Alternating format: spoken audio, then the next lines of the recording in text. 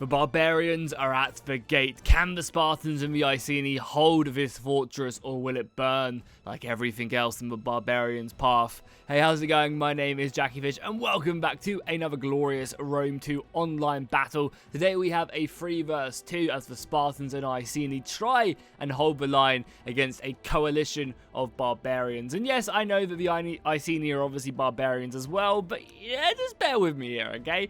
So yes, we also paused in this battle because we have some really interesting moves right off the bat, as the Iceni have deployed a handful of these ambusher units who can actually deploy Vanguard style, and they're immediately going for these weaker Gallic positions because you can see the Gallic artillery is right here. So if this is successful, it's going to be absolutely devastating. It really, really is, and there's a smart move by the Iceni to bring that ability to bear. We also have, a ton of infantry back here. We have some war dogs from them as well, which is going to be interesting to see how they are used in this engagement. The Spartans themselves have a couple units of citizen cavalry, so not over committing on the horse side of things, with a bunch of Spartan hoplites, so really, really strong infantry, and some Spartan pikemen back here, and a whole range of other dudes. Then if we take a look at the forces of the attackers, we can see that they have a lot of these mercenary axe warriors here in the Gaiety. I think this is that faction roster, and again, these guys are pretty good armor piercing, so it's a smart idea to bring axes against like a Spartan faction.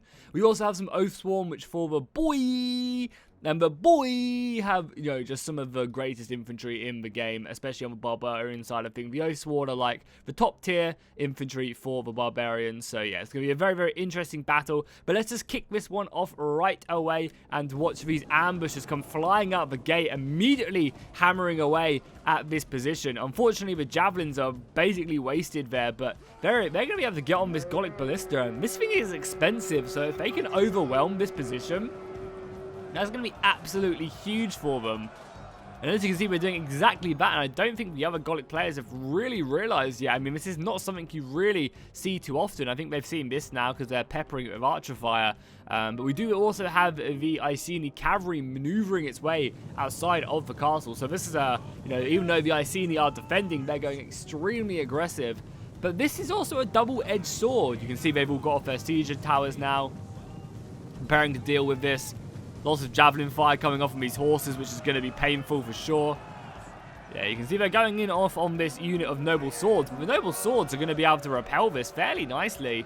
And as I was saying, this is a double-edged sword, obviously, because yes, the Iceni are doing some serious damage by killing that artillery piece, but at the end of the day, they're losing a large portion of their army to this engagement. They can only bring 20 units, and the fact that they're committing these 20 units out here is going to be very interesting to see if it's going to be worth it in the end, if they're going to be able to do enough damage, especially now that the cavalry of the boy, sorry, that's the last time I'll do that. The cavalry of the boy are now being committed over here to, maybe try and silence this.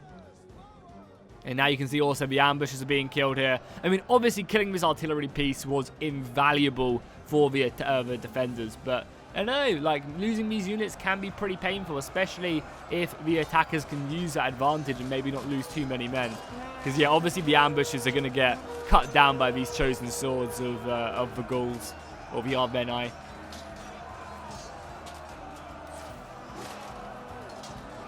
But again, I always love when attackers do this because it staggers the defense, right? It really does. It doesn't look like the Gaiety or the boy are really moving across this river yet. But, this Iceni assault is going on right now, and it's going to get up here very soon unless they halt it. And I always like it how the attackers can, if they want to, just disrupt these assaults. Because now, these siege towers were originally moving, and now they're halted, which I think is very interesting. Because now it basically makes it so that this assault is going to happen way before this assault, and way before this assault goes down. I mean, they're moving up now. You guys kind of get what I mean, right? You're staggering the attackers so they're not attacking in one swift big blow. It's all in bits and drabs, and it's much easier for the defenders to really withstand it. As well as that, I really hope they do come off of this choke point again, because I don't know if they're just going to sit up here. It's not going to make for a very interesting battle. So hopefully, as the attackers come in, they're going to commit more and more men outside of the settlement itself. Or at least, defending the outer wall. Because it's not exactly like this is a big settlement either. And it would really suck if there was just 2 choke points in this battle. Come on, there's so much more of this settlement. I don't understand them not defending this, but at least defend this part of the battlefield. And That's what I guess the war dogs are here for. But we do have some siege towers moving up very, very quickly. Oh yeah, also the Spartan cavalry as well. Looks like it's been bogged down quite nicely by the Iceni. Yeah, it was a pretty decent exchange by the looks of it. Doesn't seem like a few archers. Yeah, half an archer unit went down. But besides that, not really much else. So yeah, it seems like, managed to take out the Spartan cavalry.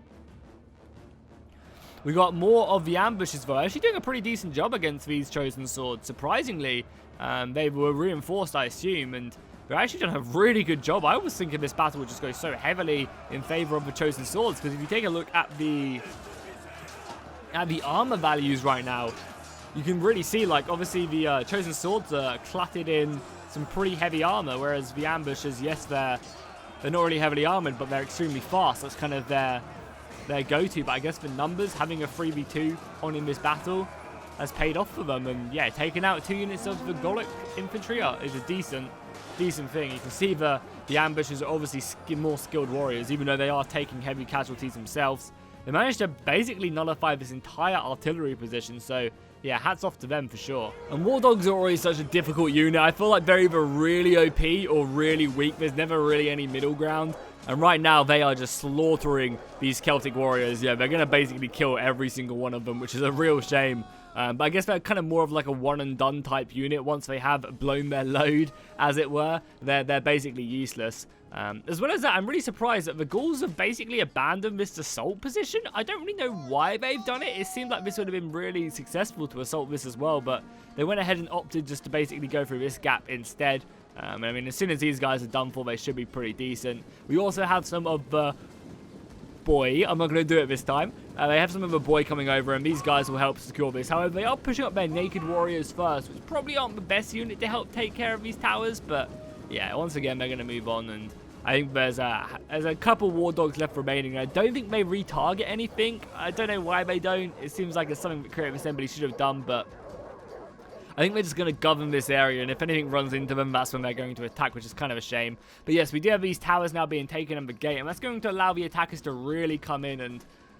Okay, guys, so it does seem like they're just going to defend this final layer, which is a real shame. I would have loved to have seen a big fight out on these positions and maybe defending a part, like a lot more of this part of the war and then falling back. It's a real shame they are just deciding to defend this. Like, it might make sense tactically to do that, but then, you know, there's very fine line of, like, making a fun battle that you want to show on YouTube and then fighting a battle that you just want to fight, you know, in general. You know, they're two very different things, and it would have been nicer if they don't just defend this for, what, 29 minutes? I don't think it's going to be that exciting. But we'll stick around. Maybe it will be exciting towards the end and, you know, it will get a little bit better. But yeah, just defending these kind of final level choke points are just not great. So please don't send them in to me because, you know, it's just not that, you know, all it is just us watching two lines clash for 30 minutes. Like, that's not that good. And I'm sounding a little bit triggered here because this has happened quite a few times recently where it's just battles end up like this, which, you know, might have been a really fun battle whilst you were fighting, but it just doesn't translate well onto YouTube, I don't think, personally. But anyway, we'll stick with it because I don't have time to record another video, so I'm sorry, guys, this is what you've got, and maybe it will get really exciting towards the end. But for now, we are just going to be seeing the Spartans hold this battle line and defend bravely. And I also do understand that sometimes it's really hard to organize, you know, fun battles when, you know, you're playing with random people. But still, you know, just because you have a battle doesn't mean you have to send it in. You know, this seems like it must have been a fun battle to fight. But, you know, again, like, we just need more than this on YouTube, really. You know, we need fighting out on these other positions, maybe fighting over the walls and stuff to really, you know, have different phases to the engagement itself. But anyway, let's just move on from my little rant right there, and we'll continue on. I do really appreciate all the replays I get, and I am very grateful to you guys for sending me in replays. But, you know, at the end of the day, I have to bring you guys entertaining engagements, and I don't know, I feel like these last stand type of battles where you just defend one layer aren't as great as they could be. But anyway, we do have the Iceni charging forward against the Spartan hoplites, and the Spartan hoplites are going to be holding this line pretty well. Obviously, you know, it's going to be very hard to break the Spartans up, you know, unless they got a lot of missile fire. I don't really see them doing that. And we also have the Briton Slingers as well. No head hurlers, unfortunately. I'm really surprised that, like, they didn't add in units like head hurlers into the game with Rome 2, because I felt like, you know, they were so iconic. You know, them and Flaming Pigs were like such an iconic unit from Rome 1. But it just really surprises me that they didn't really like think, oh yeah, we'll add them units in. But yes, they're a little bit gimmicky, but you know, it's a nice little throwback to all the other games we've done. You know, it really seems like something they would have done. But then again, Rome 2 was an absolute mess on launch. So I mean, who knows what they were thinking. The Chosen Warriors are going to be pushing forward, as well as the Sword Fellows as well. But the Spartan... I mean, saying this, Hoplite walls in vanilla Rome 2 aren't actually that impenetrable compared to something like Divided Imperial, where Hoplite walls are extremely strong from the front. It seems like, you know, Hoplite walls do take a lot more casualties than maybe they necessarily should. They really just have a lot of high defense, but you don't really get the feel that they are like a hoplite wall, because, you know, good enough infantry can cut through them even from the front. But then again, I guess these guys aren't the most elite warriors either, so, you know, it's not like these are like the Spartan heroes or anything. The Slingers are also harassing the back lines as much as they can. You can see it's going to force back the Gullet Hunters a little bit as well. I believe they also have some of these Scorpions as well. I'm not really sure what the Scorpions are entirely focusing down, but you know, they can get some really nice hits off and they can rip through these lines. You look at that damage going off. Only killed 2, but it staggers them, which is quite nice when the infantry lines do clash. And then it does start to rack up more and more damage the further they go. I mean, if we just get on board with them as well, you can see them moving up.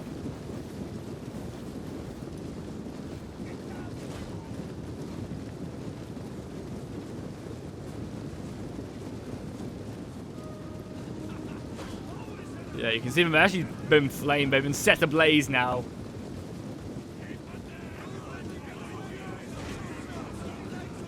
I guess it's more of a shock factor as well. Yeah, they don't really do that much damage for Scorpions. I mean, they've got 20 kills, which I guess isn't bad. Actually, they're racking up quite a few. I mean, they're on 2 units as well, so any fallback would be pretty decent. They're making good progress right now against the Spartan Hoplites. 95 kills, men left on this one, 71 on this one, and then 91. But it's going to be a slow slog, like a really slow slog to break through this position.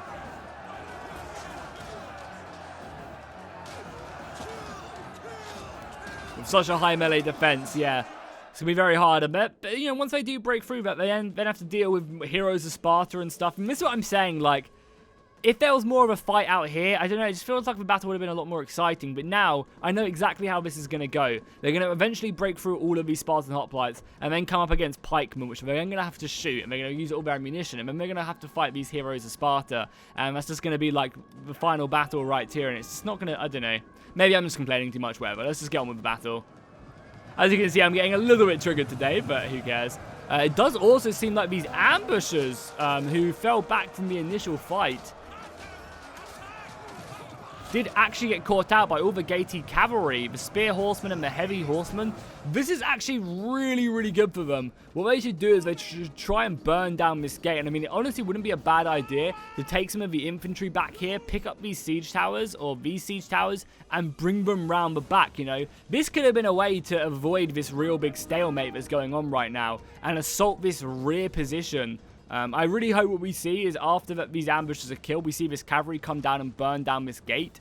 You know, and again, this could have been a really good way to have this last stand and actually make it more interesting than it actually is by, you know, moving the siege towers around here and assaulting this position, because it can be attacked, and it's a great kind of, it's a good map design by Creative Assembly to have kind of like this last stand that but can also be attacked from over here. But we'll have to see how that cavalry does develop. I'm really hoping they do commit something over here and try and destroy this gate, even though they need to be careful because of the archer fire and obviously the towers as well, going to be doing some decent damage. I haven't really seen what the Gaeti are capable with, if they're any different from any other barbarian units, so we're really going to have to keep a close eye on this and see what they're made of, really. I mean, I'm not expecting anything crazy compared to the other barbarian units, because it looks like they have very similar soldiers.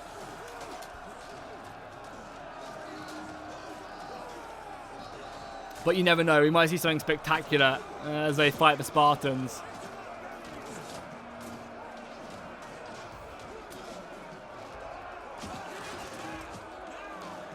Oh yeah, there's also a tower up there. Yeah, this tower as well is probably going to be getting so many kills. It really is.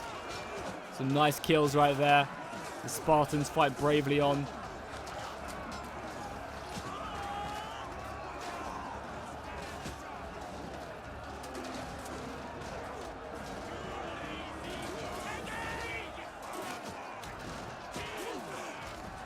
They're even starting to push down the hill a little bit on this left side. They're really starting to make some distance. More of the slingers as well. What's this unit? A routed unit? No, oh my god, the pelters getting killed. These pelters are too valuable to be getting hit in the side. And maybe they're out of ammunition, but I don't think they are. And yeah, losing all these pelters this early on is catastrophic because you're going to need them to kill the pikemen as the battle does continue. Finally, it does seem like the Iceni have made a few gaps, and they really need to try and exploit this gap if they want to continue on.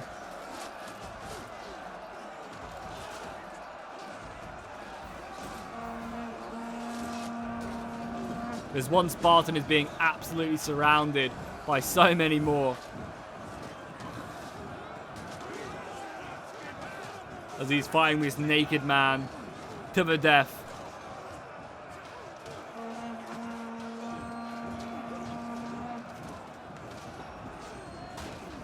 Pushing him back, but then he just gets himself stuck into a lot more. Look how many times he's having to defend, and then he goes down, yeah. The naked dude's completely overwhelmed him.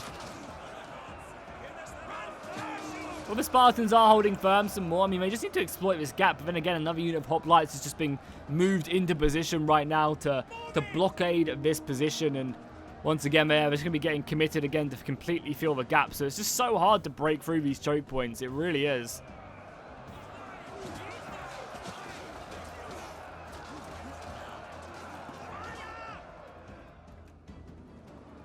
Is there anything? No, they're just kind of killing these Celtic war handlers. Do the dogs get released, or is this just a handler unit? I was going to say, because war dogs rip through cavalry. So it was interesting to see if they deployed that, but it looks not like they haven't. So I skipped ahead about 10 minutes because not really much was happening. It was just the same old stuff, but it looks like the Spartans have broken formation.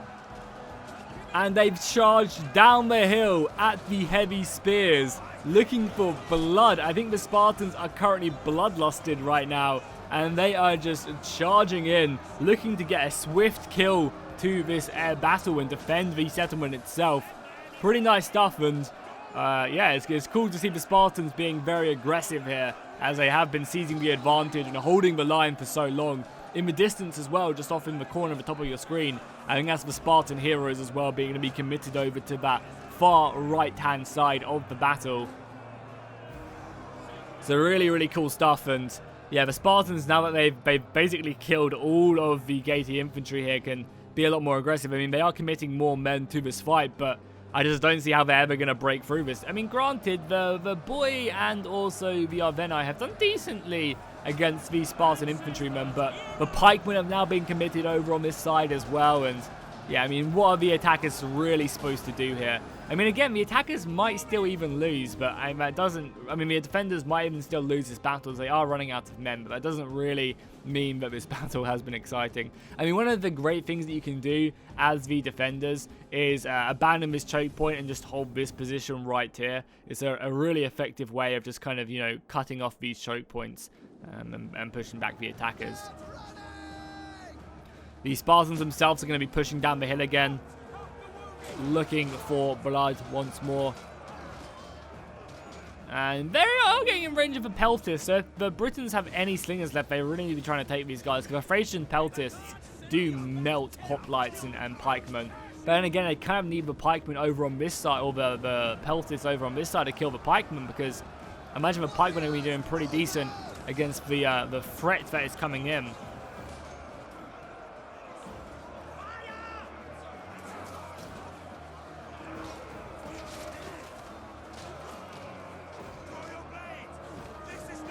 Oh, this is going to be pretty nice as well. You can see up there in the top left of your screen, the Britons have brought up some more javelin throws again, just to help break this line. And you can see the rest of the last kind of stand of the Spartans are also now moving up, with the last unit of their pikemen again to be pushed into this fight. Spartans are still going down the hill, though. Look at them go. They are giving no quarter or whatsoever. They're looking to break this line. And that point-blank javelin throw was brutal by the Gaety, though. See the Spartan commander looking very sweet with his awesome helmet there. I imagine the Britons, I mean, the Spartans, like, this one unit of Spartans that seems to be going forward. They are absorbing a lot of the missile fire, though. For better or worse, it's going to be, yeah, kind of brutal if they end up being broken. But, I mean, with the support of the Britons as well, it should be okay. Especially there's so much over here as well. Yeah, I mean, what are the attackers supposed to do against this? They've been fighting hoplites all battle, and now they've got 2 units of pikemen now just covering this entire way. And obviously they have, like, no ammunition left whatsoever. There's a handful of infantry still left remaining.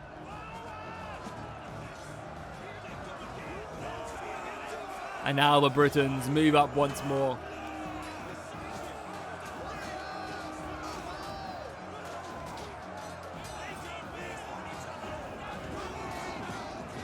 Oh, it seems like the attackers are really trying to pull through here. This is an interesting tactic because you take a lot of casualties when you try and pull through like this. When you get a lot more of your own units in there, I don't really see a huge advantage to try and pull through here because you just leave yourself really vulnerable. Because now, like, yes, you are behind these guys and you are attacking them, but if these guys are paying attention, they'll just charge down the hill and envelop these guys and hit them from the back. I mean, maybe because they're Oathsworn you can do this, but yeah, I feel like if these guys were just paying attention, they could literally charge down the hill and cause so much damage at these Oathsworn. Really could. I mean, again, somehow the pikemen, where did the pikemen go? Somehow the pikemen are breaking. I don't really know how. They're down to even 15 men. I mean, all this unit of pikemen needs to do, and the heroes of Spartans, just to go ahead and reform up over here on this right side. And they've easily got that. We also have some Cretan archers still left alive as well. But I think they're in a really bad position, so that's why they're not shooting. Maybe they will now. Yeah, I don't think they can shoot because there's just a lot of infantry in the way, and they can't arc their shot at that distance. So if they get brought around, they should get like brought here, and they could arc their shot a lot more effectively. But right now, they seem like they are really glitching out. That pull-through tactic for the Oathsworn, though, has worked, and now they're going to be on to the kind of final stand. But again, fighting more hoplites is just going to be so goddamn brutal. We are finally seeing a bit of breakage in the front against the Spartans now, as well as the Oathsworn of the boy. One last time, I had to do it. Now, you know, claps this left flank in and they can finally get out of this choke point. And oh my god, can that dude stop screaming? Jesus Christ. He just wouldn't stop screaming. Oh. Ah, triggered me. God damn it. Sorry, I lost my cool there. I've been playing a lot of Sicario on stream and we've been dying a lot. And that's been pushing my tempers up. That's only like the first time a lot of you even heard me rage. That dude was just screaming in my ear constantly. And the Spartans, for whatever reason, are falling back. I honestly don't think they need to. I think this is a bit more for show than anything. That dude right there. Cause I feel like Theon Greyjoy when he takes out Winterfell, when he burns Winterfell. And there's that one fucker who constantly screams 24/7. That's what I feel like right now. That when I find that guy, I'm going to kill him. Ah! Goddamn barbarians. So yeah, as I was saying, as I said earlier, like the Spartans can just easily fall back. They've kind of abandoned their units. I mean, looking at this, it doesn't really seem like they needed to. Because obviously with Britain, there's only like 3 or 4 units left here. The Spartans could have easily have held this position. And everyone else is falling back over here as well. I guess they're going to go for one last push, like big push over here. And that's going to be it. The last push of the attackers is now coming in. They're throwing their general in against the Royal Spartans, which, you know, is not going to be an easy task. I don't think anyone would love to fight a Royal Spartan. They're going to be giving it their best go, and the Spartans are going to be putting up a great fight. I mean, just look at them in all their glory. Oh my god, one dude's just got kneed in the stomach. That was brutal. Oh, that's beautiful. We have to... Sorry, I know you guys don't like it when I take screenshots like this, but my god, that is glorious. That's the thumbnail right there as the Spartans bravely slay their foes. I'll go back to the battle. Sorry, I saw that and I was like, yeah, that's the thumbnail right there. He's still fighting on though, yeah, and look at that, he's sending them cowering, and that's going to be the battle. So not the most exciting battle, honestly. You know, whenever you send in these replays, please have like a full-scale siege battle. Don't just send it in when you're defending the final layer, because it just doesn't make for an exciting battle. We all know what's going to happen, and it's just like, I had to cut like 20 minutes out of this battle just because it was the same old stuff. So Apologies if you guys, want to see a bit more of an exciting battle. But yeah, next time, defend these walls. Why not? The walls are here for a reason. I understand you don't want to have to defend everything, but, give us some back and forth. Give us some defending of the cities. Try to defend these towers. Still make it competitive, but also make it enjoyable to watch if you're going to send in the replays for sure. Let's go ahead and end it with the kills. I imagine the Slingers and the Cretan Archers got so many kills. Nice to see that the Scorpion got 158. It's actually probably worth bringing a Scorpion if it does that much damage. The Spartans as well doing some pretty nice stuff. 111 kills on these pikemen as well. Did the ambushers get up a lot of kills? Yeah, the ambushers who fought all of the chosen swordsmen and also the artillery piece. That was a really nice way to start off the battle for sure. Then over on the Gallic side, their archers doing okay. This one getting 142 kills, which is nice. Anyone else really racking up the kills on this side? Not really. And then finally, the boy, 101 kills on the Oath Swan. So if you enjoyed this, please just be sure to drop a like and a comment. I'll see you guys in the next one, and fish out.